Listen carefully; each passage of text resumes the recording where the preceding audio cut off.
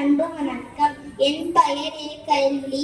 நான் 3ஆம் வகுப்பு படிக்கிறேன். நான் இன்று எளிமையின் எடுத்துக்காட்டாய், தன்னலமற்ற தலைவராய், தென்னாட்டு காந்தியாய், கல்விக்கண் திறந்தவரான கர்மவீரர் காமராஜர் அவர்களை பற்றி பேச வந்துள்ளேன். கர்மவீரர் காமராஜர் 1903ஆம் ஆண்டு ஜூலை மாதம் 15ஆம் நாள் விருதுநகரில் பிறந்தார். அவருடைய தந்தையார் குமாரசாமி, தாயார் சிவகாமி அம்மையார். விடுதலை வீரர் திரு சத்தியமூர்த்தி அவர்களின் வாரிசாக விளங்கியவர் காமராஜர். 1984ஆம் ஆண்டு காமராஜர் தமிழகத்தின் முதலமைச்சராக பதவியேற்றார்.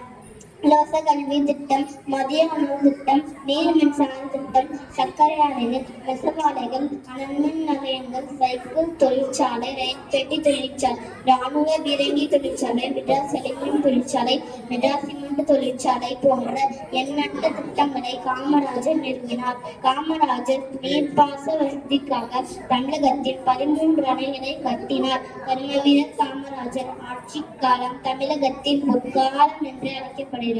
நாட்டுக்காகவும் நாட்டு மக்களுக்காகவும் உழைத்த காமராஜரை தமிழ் உள்ளளவும் போற்றுவோம். நன்றி, வணக்கம், ஜெய் ஹிந்த்.